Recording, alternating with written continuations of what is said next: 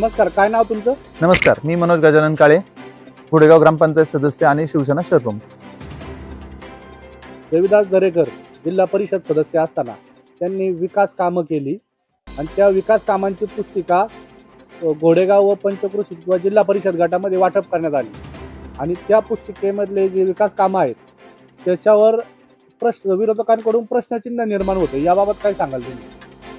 हे पहा, देविदास दत्तात्रय दरेकर हे शिवसेनेच्या माध्यमातून जिल्हा परिषद सदस्य झाल्यानंतर त्यांनी त्यांच्या पूर्ण जिल्हा परिषद गटात इतकी सारी कामं केली भरपूर की विकासाची गंगा काय असते हे सर्वांना दाखवून दिले.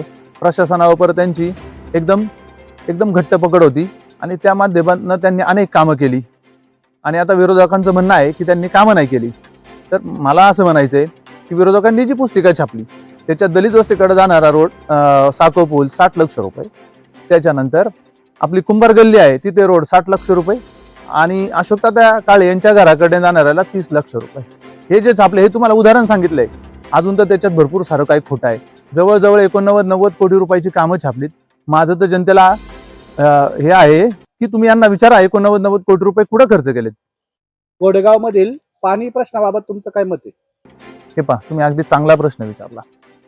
घोडेगावची जी पाणी प्रश्न आहे हा अगदी गंभीर स्वरूपाचा आहे आणि पूर्ण पाणी वितरित पाणी आणि दूषित पाणी मोठी गंभीर समस्या आहे. पण या गोष्टीला पण जबाबदार हेच लोकप्रतिनिधी आहेत. माननीय देविदास दरेकर हे जिल्हा परिषद सदस्य असताना त्यांनी 3 ऑगस्ट 2019 रोजी घोडेगावच्या पाणी पुरवठ्याविषयी एक ग्रामसभा घेतली होती.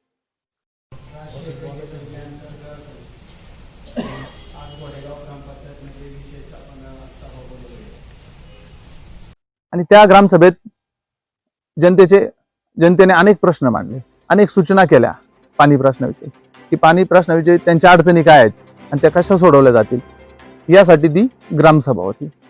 तर त्यावेळेस लोकांनी प्रश्न सांगितले, सूचना केल्या की बाबा आम्हाला दूषित पाणी येते, आम्हाला कमी पाणी पुरवठा होतोय, त्या सगळ्या गोष्टी त्यांनी सांगितल्या. त्यावेळेस बऱ्याच जणांनी सांगितलं की तुम्ही काय करा, लोखंडी पाईपलाईन करा, पाईपलाईन थोडीशी वरतून घ्या म्हणजे गटाराचं पाणी त्याच्यात जाणार नाही, पाण्याच्या थोड्याशा वेळामध्ये तुम्ही बदल करा, अशा अनेक सांगितलं. पण तुम्हाला एक सांगतो, ह्या जी ग्रामसभा झाली याला हे जे त्यांचे वरिष्ठ कोणी होते त्यांनी यांना सांगितलं की तुम्ही त्यांच्या अध्यक्षतेखाली घेतली कशी ग्रामसभा, काय कारण आहे, ते विरोधक आहेत. पण यांच्या भांडणामुळे सर्व जनतेचा तोटा झाला. आजही तुम्ही घोडेगावात गेले तर पाणी सकाळी 6 वाजता चालू होतं, 6ला होतं, कधी 7ला होतं आणि जवळजवळ दुपारी 3-4 वाजेपर्यंत पाणी पुरवठा हा करण्यात येतो. समजा एखादी माझी माता माऊली आहे, एखादी मावशी आहे, तिला कामाला जायचंय तर ती पाणी भरणार कधी? कधी पाणी 9ला येते, कधी 10ला येते, कधी दूषित येते, कधी काय होतंय, ह्यात सगळं आहेच आहे. पण तुम्हाला सांगतो आपली जी पाणी पुरवठा आहे एकदम विस्कळीत आहे. जवळजवळ 5-50 लाख रुपये लाईट बिल देणं बाकी आहे. याकडे कुणाचंही लक्ष नाही. फक्त म्हणतायत यांनी काम नाही केलं, त्यांनी काम नाही केलं.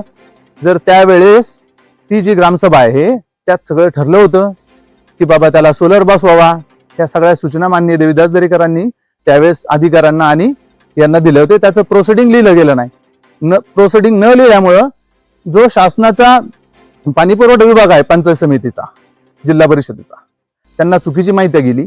चुकीची माहिती गेल्यामुळं जलजीवन मिशन अंतर्गत जी योजना मंजूर झाली ती कमी किमतीची झाली. आपण पहा तालुक्यात इतर छोटी छोटी गाव आहेत, 10-10, 15-15 कोटी रुपयाच्या पाणी पुरवठा स्कीम मंजूर झाल्या आहेत आणि आपलं घोडेगाव एवढं मोठं आहे त्याला फक्त 5 कोटी रुपयाची योजना मंजूर झाली.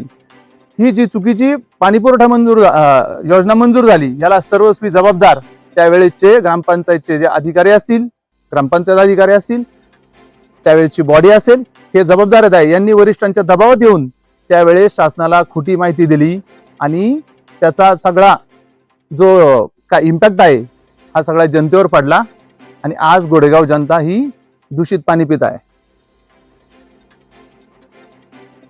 हा सगळा दूषित पाणी पुरवठा किंवा हा दूषित पाणी पुरवठा व विस्कळीत पाणी पुरवठा सुरळीत करण्याचं काम फक्त शिवसेना आणि शिवसेनाच करणार आहे.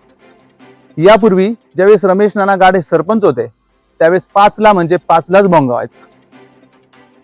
भोंगा झाला की लोकांना विश्वास असायचा की 5 वाजले, लोकांनी कधी घड्याळ पाहिलं नाही, भोंग्याच्या टायमावर उठायचे. तसंच आता त्यांच्या पावलावर पाऊल ठेवून आम्ही सर्व शिवसैनिक आणि शिवसेनेचे पदाधिकारी आणि आत्ताचे ग्रामपंचायतचे जे सरपंच आहेत त्यांना सर्वांना विश्वासात घेऊन आम्ही हे काम नक्कीच पूर्ण करू. पण यासाठी तुम्ही शिवसेनेच्या विचाराचा जर लोकप्रतिनिधी निवडून दिला तर आम्हाला हे काम करणं अगदी सोपं होईल. म्हणून माझी तुमच्या माध्यमातून सर्व माता भगिनी आणि सर्व ग्रामस्थांना एक कळकळीची विनंती आहे की तुम्ही ह्या वेळेस शिवसेनेचे दोन्ही उमेदवारांना निवडून द्या आणि आपला जो पाणी प्रश्न असेल, लाईटचा प्रश्न असेल, रस्त्याचा प्रश्न असेल, गटरीचा प्रश्न असेल, एकही प्रश्न या 5 वर्षात राहणार नाही याची मी तुम्हाला खात्री देतो. पण त्यासाठी तुम्ही सुशिक्षित आणि मनमिळावू आणि सर्वांना सहज उपलब्ध होणारा लोकप्रतिनिधी निवडा.